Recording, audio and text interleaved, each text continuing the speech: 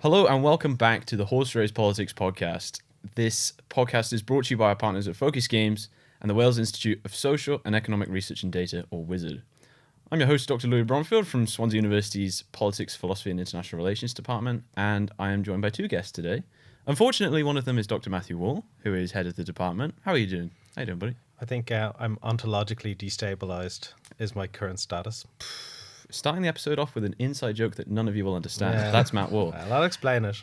Fortunately, we are also joined by Dr Luca Trenta, also Hello. From the department. How are you doing? I'm okay, yeah. Good. Not too bad. So we do things a little differently on this podcast in that we ask anybody who's on it to introduce themselves. And that's not because we have done no background research whatsoever. And I don't know who you are. I haven't spent 8 years working somewhat alongside you. So please tell us about your research interests, specialties. Okay. I'm Dr Luca Trenta. I'm an associate professor in international relations in the Department of Politics, Philosophy and IR, together with the other two colleagues here. The focus of my research has been primarily on state-sponsored assassinations in the past 6 years. I've looked initially at the United States government involvement in assassination, and more recently I'm branching out to other states and how they conduct assassinations.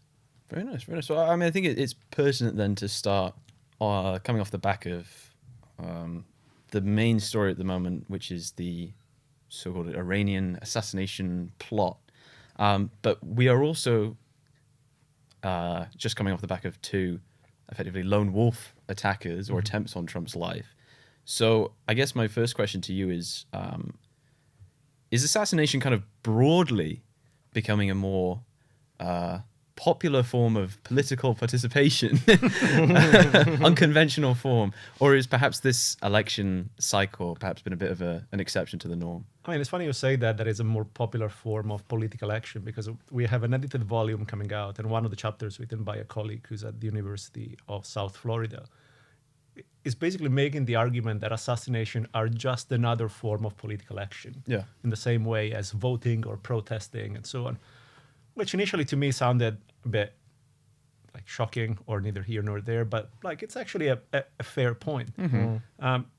On the three Trump episodes, I think the first two, as you say, were sort of lone wolf and in that usual borderline area of US politics between conspiracy and incredibly poor tradecraft by the Secret Service or conspiracy and false flag operation. The one closer to my research, as you said, is the one that has recently been, I guess, somewhat more in the news compared to the other two, which initially sounded like the most unlikely one when we initially heard about this third assassination attempt against Trump. It didn't really get much traction at all, but there were a recent indictment against Iranian individuals. So we are thinking that, sort of based on the evidence that we have so far, that there might have been an Iranian involvement in this assassination plot. And like, it's not unthinkable. Iran has been involved in assassination plots against former members of the Trump administration, primarily those who were most directly involved in the assassination of Qassem Soleimani, the Iranian general that was killed in 2020 by Trump. They have targeted John Bolton, who at the time was National Security Advisor, and they targeted Mike Pompeo, who at the time was director of the CIA, and similarly they've targeted Trump. But could I ask, I mean, what political advantage would that bring to Iran? I mean, that's what so ontologically destabilized, I should say, was it's a kind of a lecturer's way of saying I don't really know where I am with a lot of things, actually. So I don't know how to predict an election. We've made that very clear over the last few weeks. And over the last 8 years. Yeah, it's been a career's work. But like one of the privileges of working with someone like Luca is you get to read a lot of the same books that they read. So, I spent the whole summer reading John le Carré, and you become destabilized in terms of trying to understand, well, how do I know, is this real or not? And so you mentioned sometimes you have this indeterminate status. Yeah. So how does someone like you actually work through these cases and get a better read on it? I mean, in these cases, it's very early. We have very little evidence. A few documents have been published, primarily coming out of the Department of Justice. This is a discovery that I recently made as well, that these documents can be accessed almost in full when they are unveiled. There is an archive. And we should say this is still Biden's Department of Justice. This is still Biden Department of Justice. The transition hasn't happened yet. The transition has not happened. So there isn't necessarily an interest on the part of the United States government, certainly on the part of the administration, to blame Iran for the assassination attempt. So it means that there is some evidence of this happening, and there certainly was evidence of previous attempts, including the involvement of sort of criminal groups and criminal individuals in the previous assassination attempts. In terms of what advantages would Iran have from this, it's hard to tell. It would be incredibly escalatory. Exactly. And they seem to be trying, as I understood it, to not, if not de-escalate, not escalate. I hold some kind of middle line. That was my read on their activities. I mean, this is a few months ago now, and to be fair, I guess we should say that Iran has been on the wrong end of several escalatory moves. Exactly. On the part of the United States, on the part of Israel, and so on. So one of the rationales could very well be revenge against those who were responsible for the assassination of Soleimani. We take the assassination of Soleimani as, like a bad thing, but not necessarily such a big deal. But if you think that Soleimani was the third highest political authority in Iran, and he was killed in a third country, so not in Iran and not in the United States, if you turn that around and think, I don't know, the U.S. Secretary of Defense being killed by the sitting U.S. Secretary of Defense being killed by Iran while he is traveling to, I don't know, Germany. It would be an incredible escalation.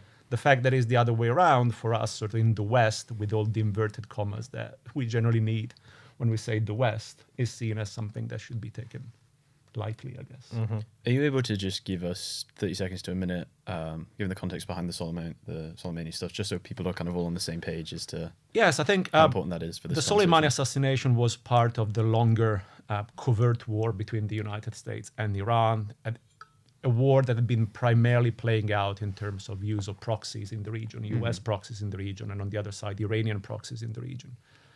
And the battle often took place on the territory of Iraq, where post-2003 invasion, Iran increased its influence, and the United States was trying to combat this influence of Iran and its proxies in Iraq and in the broader Middle East more generally.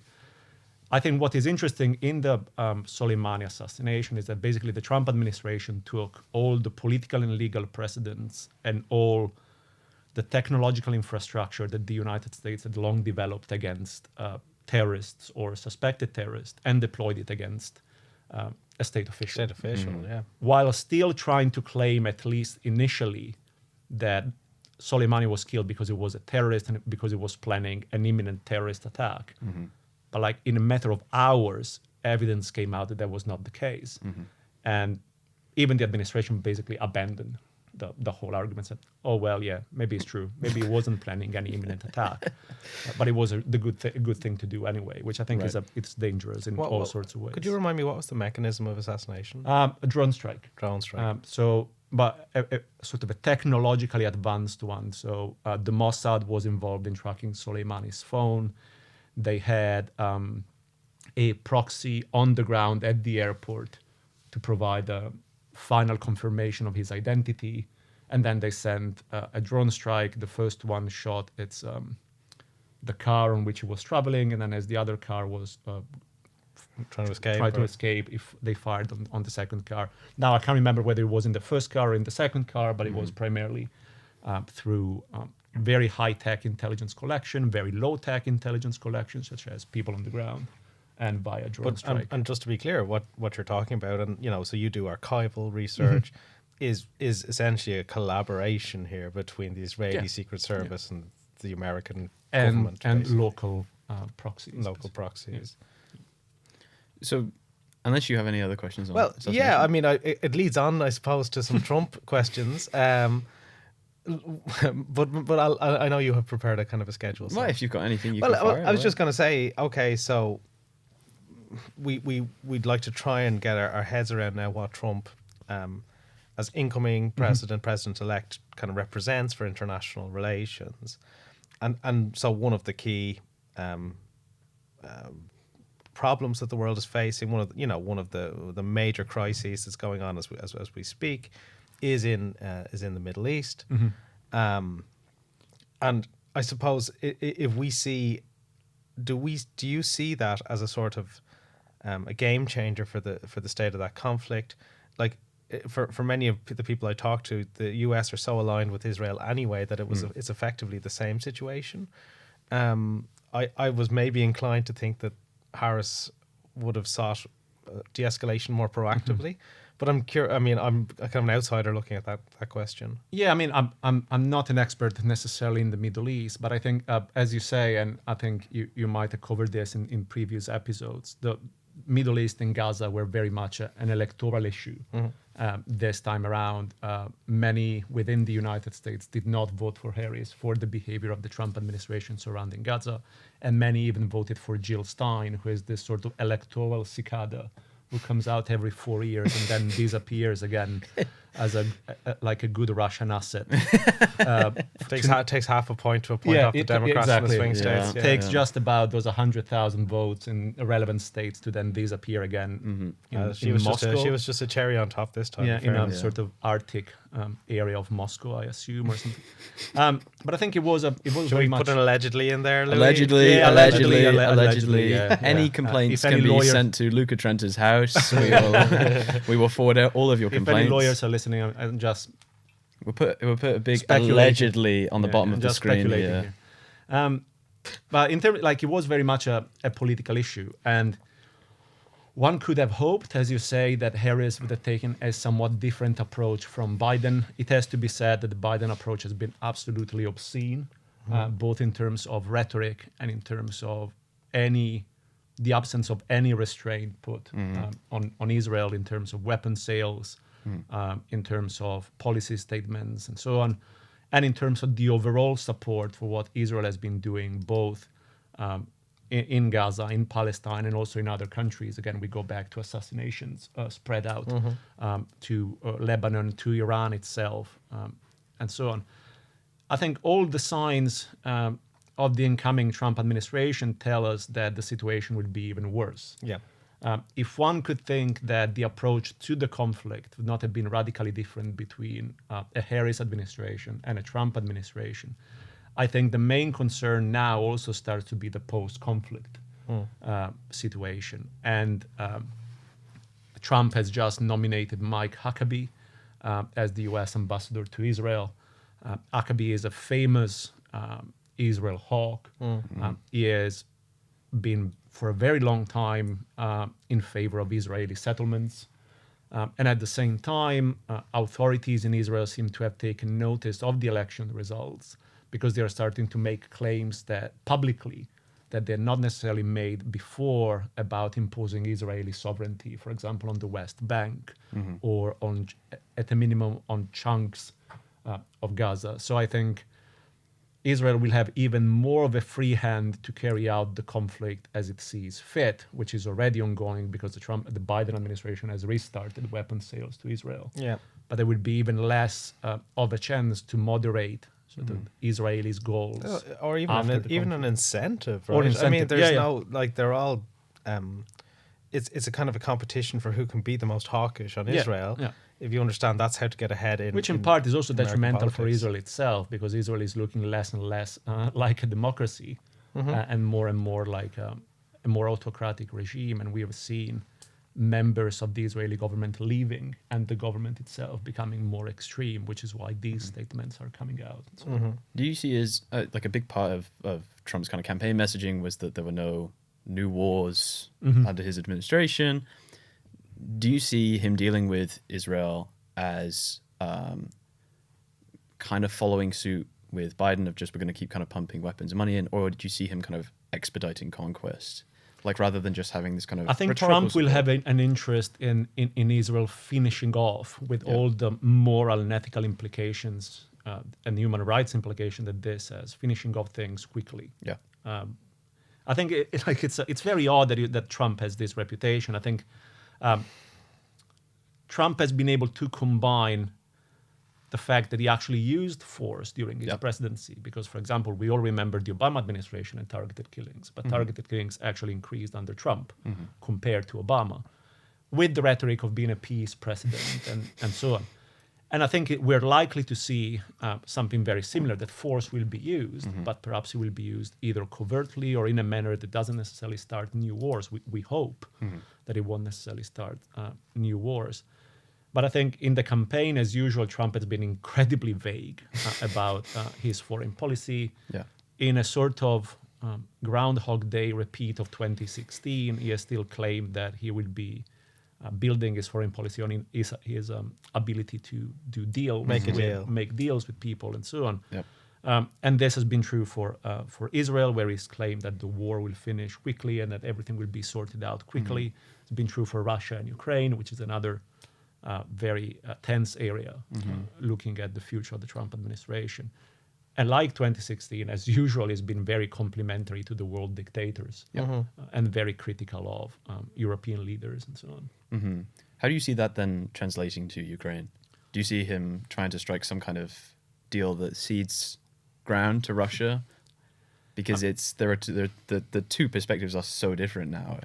Yeah, I mean, the two perspectives are so different. And I think Trump has been claiming, of course, that 24 hours after he's president, he will be able to negotiate the end of the war, which, of course. I mean, the man lies Yeah.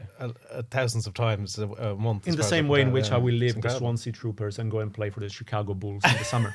But I think the issue is that Trump might very well want a deal. But I don't think, and Putin has been saying that he wants a deal. Yep.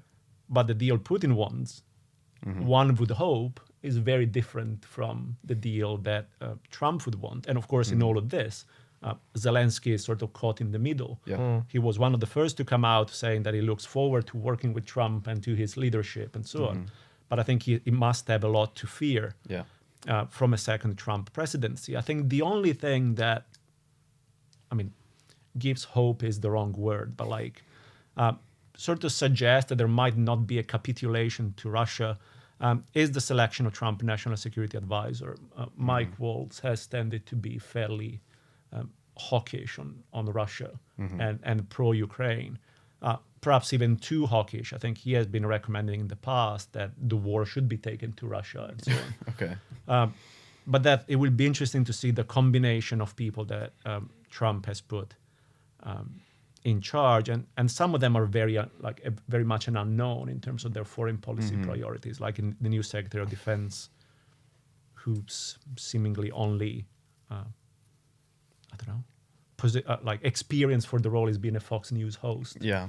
So, that's all the experience you need. Yeah, probably. Yeah. Well, so just to get a sense of this then, so one way I'm trying to make sense of what's happening in this regime. And, I think having read, Fear and some of these previous, you actually shared some of the books with me about this. It does seem that Trump's goldfish-like memory capacity is an important element. Allegedly goldfish. Yeah, well, in our future as a species, I suppose. And some of the instances in Fear, you literally have his staff hiding documents. There's a whole chapter about South Korea, and he wants to get, he wants to kind of punish South Korea for some reason. He wants to nuke North Korea as well at some point. And they just literally put it at the bottom of his pile because they know he only gets to the first 5 documents. Now, obviously, the cast of characters we've alluded to that already has changed pretty substantially. And I know you've been writing about this. Yeah. So yeah, are we going to get Trump? Let Trump be Trump? That's a good question. I think I've just written a piece for Ruzi, a Ruzi commentary piece about this whole idea that in the first Trump administration you had what was called the adults in the room. That there was a set of officials surrounding Trump, certainly until sort of early 2020, that were somewhat more aligned with the Washington establishment, and where they were hardliners, but they were somewhat more aligned with the Washington establishment. And they were able to sort of moderate his worst instincts, from nuking North Korea to assassinating Bashar al-Assad to destroying government documents and all these sorts of things. And they would use the most basic means of doing Yeah, this, yeah. right? The very, not like rationally persuading the president, just knowing no. that he's literally And- incapable of remembering what he thought about something. Put it in and the I bottom think- drawer. Yeah. Yeah, absolutely. And I think more recently, David Sanger wrote a book about the Trump and Biden years. And what comes out of those books, which we kind of knew already from Woodward, but I think I find David Sanger more reliable than Woodward, is that Trump refuses to learn. He refuses to follow process. He refuses to learn. He refuses to listen. And so the role of those people in the administration was to actually either try to make him follow process or to try and make sense and rationalize his sort of wild statements that Into had a- very into a, little- like, a policy. Yeah. that had very little connection with policy. What we are seeing now, I think, is that with few exceptions of the people he has picked, absolute loyalty to him seems to have become the entry requirement Yeah. to get to enter into the new Trump administration. Absolute loyalty seems to be required. For example, like new Secretary of State is Marco Rubio, who ironically in 2016 was hypercritical of Trump. Little Marco, though. Yeah, little Little- Marco, little exactly. Rubio, yeah. But they hated each other. But basically, ever since then, he's become very subservient, and he's been sort of working at the court of Trump for some time. And so I guess he's been rewarded for this. And throughout really these early appointments, of course, they will have to be confirmed by Congress. Many of them, we've seen how personal loyalty to Trump is what matters. So I think there won't be any adults in the room this time around, and certainly not the adults in the room that maybe, I don't know, European leaders are expecting or other great powers might be expecting. And just if I could just continue on that front just for a second, because obviously we've got the Department of Government Efficiency has been established. Our Lord and Savior Elon Musk, the future of humanity, apparently, has been installed. Yeah. I think it's supremely ironic that you're creating the Department of Government Efficiency with two chiefs. Yes. Yes. Like, if really you were so keen about government efficiency, certainly one person should be in charge. But it's two. It's Vivek and Elon. Yeah. Vivek is a good tennis player. I saw him playing tennis during the campaign, so I was impressed on that front. So they put these two people, and like Musk, if you look at what happened at Twitter, he just literally walked in and just started firing like 2/3 of the staff. Yep. And the platform tanked. Yeah. Yeah. Never forget his kind of was it Ron DeSantis's reveal by Twitter sounds or whatever, and it was just plagued with audio issues relentlessly. And he has created this tin foil track that basically melts in the sun. But if I come back to international relations from the from the kind of ridiculous side of this situation that we appear to be, this isn't a dream, by the way. This is happening, right? Yeah. So, one of the first things I read when I came to university was about the military-industrial complex, and it's been funny. There's been a meme on YouTube about right-wingers discovering the military-industrial complex in their 30s and thinking they've seen into the Matrix, But nonetheless, it is a useful concept, and it seems to me like we're very close to a complete realization of that.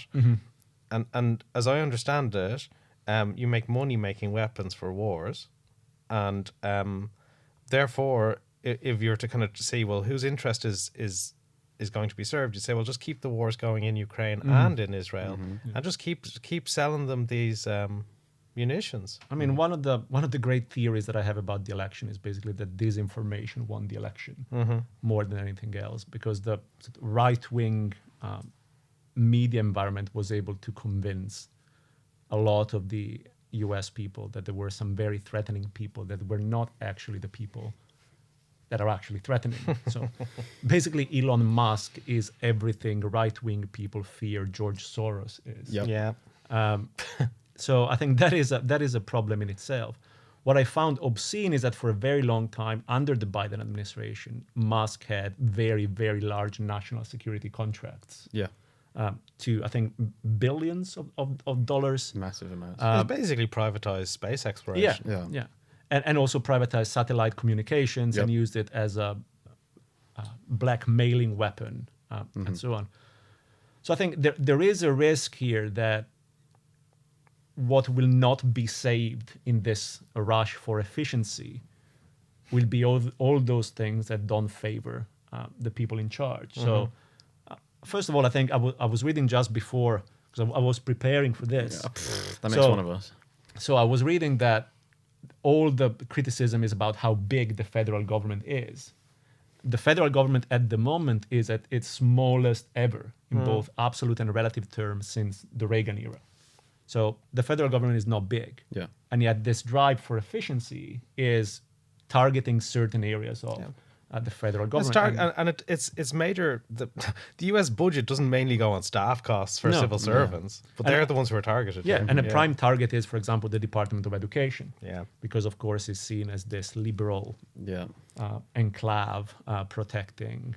It teaches slavery, and we can't have that. Exactly, protecting diversity and so on. So we cannot possibly afford to have a Department of Education. I mean, just to say, that is something that he literally said on TV in the middle of the day. Yeah. That was just like, we'll just defund it. It wasn't some kind of leak that came out of a private conversation. He just said it in the middle of the day. Even in his video describing his agenda, he basically had a claim that amounted to, we have to give white people reparations because they've been too badly done by diversity hires and this sort of thing.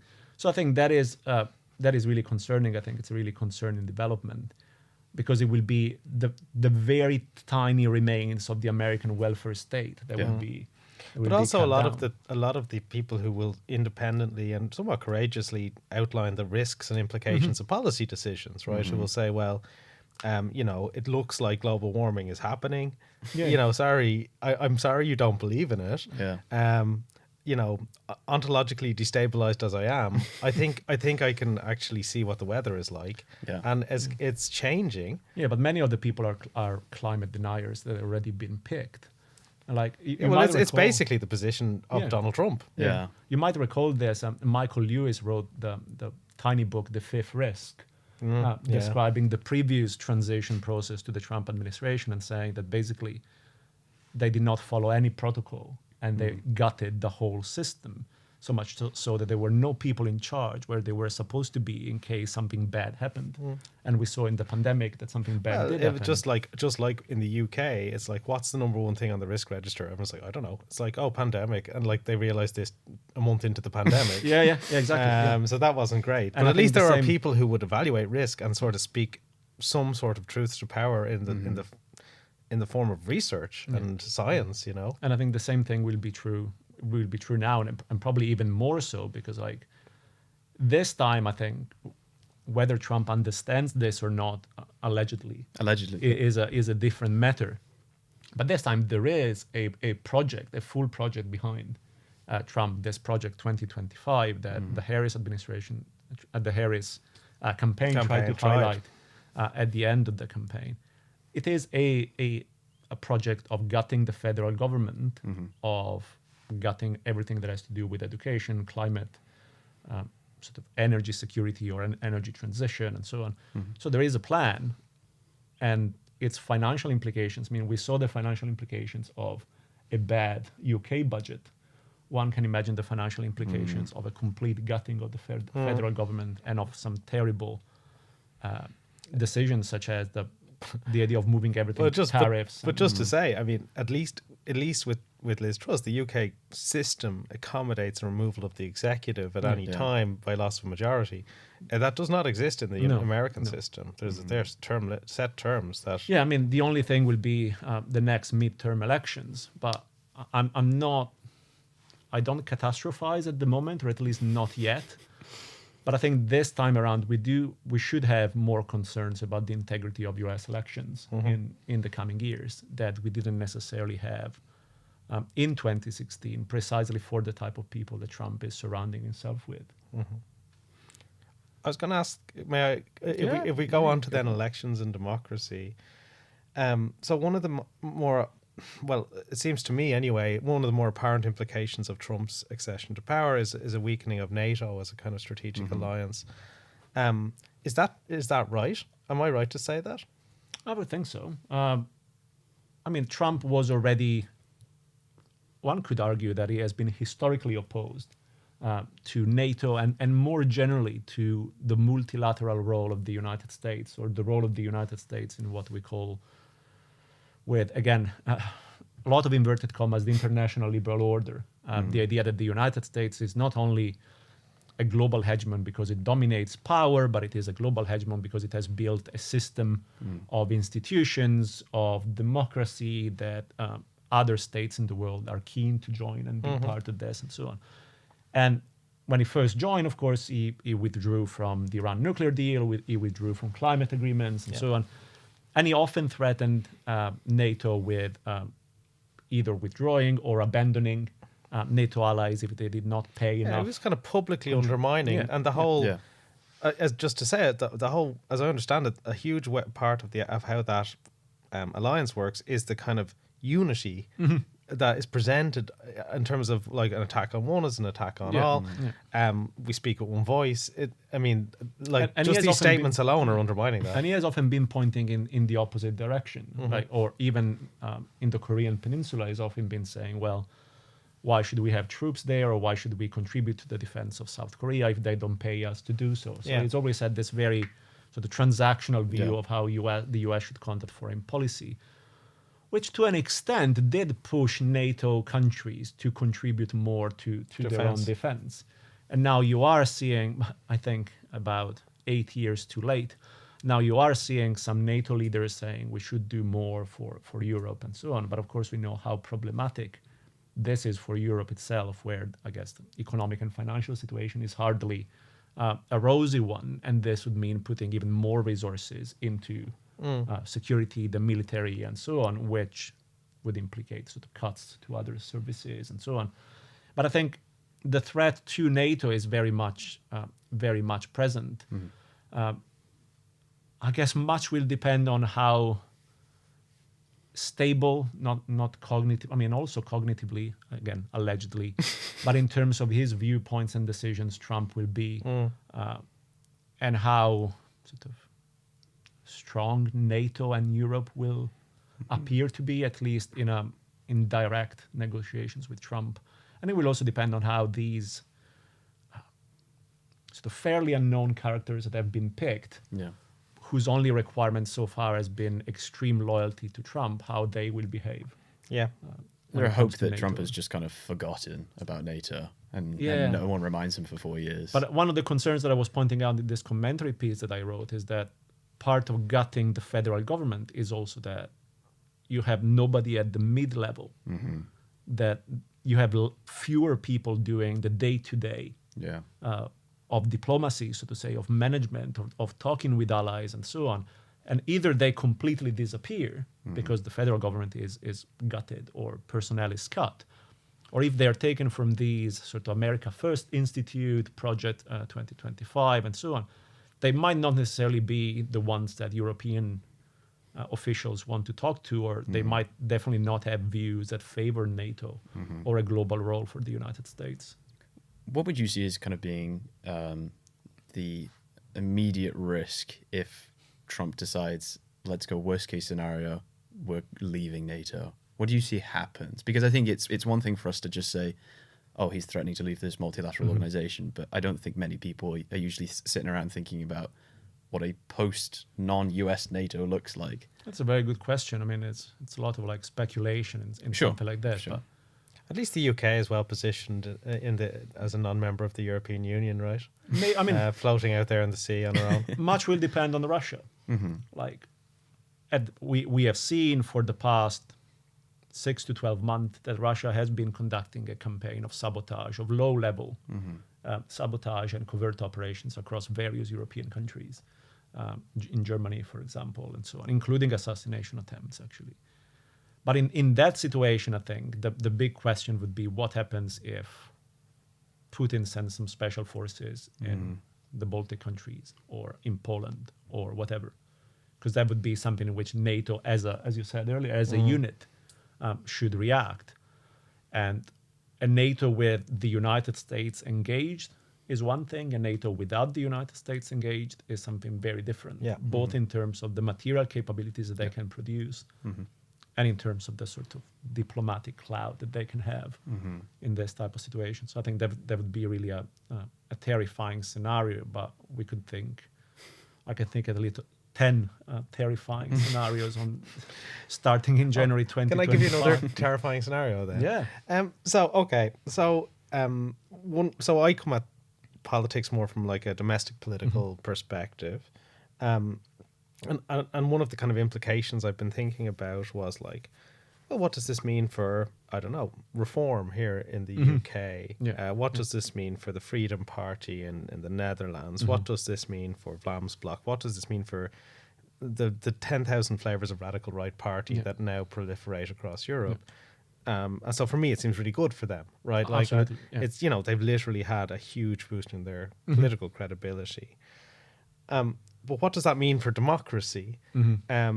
When, like, at least from the kind of rhetorical, the more liberal constructivist way of looking at IR, like democracy is part of this package, right? When the kind of lead country in every way in that sense, both in power, prestige, but also as a sort of bastion of democracy,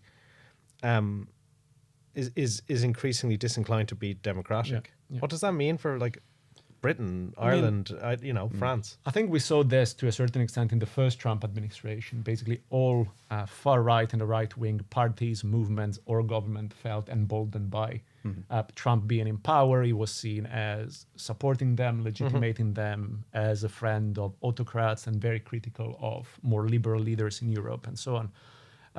And we're likely to see a very similar situation. For example, we have right-wing governments in power in various countries within Europe, of course, and or maybe likely to get. We look at Hungary, for example, or Italy, or having big electoral successes in upcoming elections. Since we were talking about nightmare scenarios, I think in this thing, my only hope is that the people who are actually within the Trump administration might be so incompetent in these political things that they might overdo it. So I'll give an example of what I'm thinking. There's been a big legal challenge in Italy at the moment surrounding the prime minister plan to send migrants to Albania. So they're not unlike the former Rwanda plan. And actually one of the first trips of Keir Starmer was to Italy to learn about this Albania plan from from Maloney. And since we are recording, I'll just say very right-wing prime minister. She's a mother, but she's a woman. She's Catholic, 100%. She's also something else, but we won't say. But I think the issue is that the Italian judges have blocked this plan. And Meloni seemed to accept and try to bring it back to parliament to rework on it and so on. Salvini, of course, who is the most pro-Trump figure, was very critical of judges, saying that they are communists and so on. And just today, I think Musk tweeted and gave an interview in which he said that we should in Italy, we should get rid of those judges. Which for Italian history is very bad, because historically we have gotten rid of judges who were a problem for either the mafia or the state or both, especially by having bombs explode in their cars or near their cars or at their houses and so on. And I think the president of the Republic came out with a very strong statement about, the bottom line was Musk should mind his own business. And normally, just to say, the Italian president is a kind of figure slightly above the day-to-day of politics. Yeah, exactly. And so for him to come out with something like this is a very strong posture. And one could hope, if there is any small reason for hope, that maybe these sort of too explicit efforts at interfering in the affairs of other countries might actually backfire on the United States. What is terrifying is the control of the social media environment in which these campaigns of disinformation and in which these right-wing movements are very, very effective.